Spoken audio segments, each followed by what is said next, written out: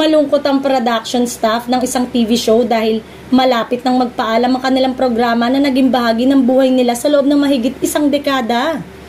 Ipapalabas na lamang ang nalalabi na advance tape episode ng programa bago ito tuluyang mamaalam sa himpapawid. Ibinahagi ng production staff ang nararamdamang kalungkutan sa pamamagitan ng kanilang sad face emoji post sa mga social media pages nila. Normal lamang ang kalungkutang nararamdaman ng mga sangkot sa TV show dahil napamahal na ito sa kanila, pati na ang mga artistang bida ng programa.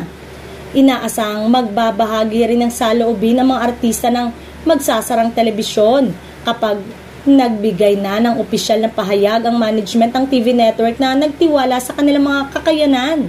Nakilala sa naturang programa ang dalawang showbiz personality, kaya imposibleng hindi nila dinaramdam ang malungkot na balita, lalo pat mawawala sila sa regular show sa telebisyon.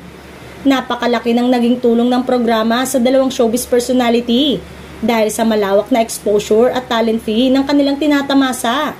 Kanya-kanyang hula naman ang mga netizen ngayon pala. Samantalang, sooner or later, ay maglalabas na ng anunsyo ang nasabing programa na tiyak umano na ikakasyak ng mga manunood at taga-subaybay nito.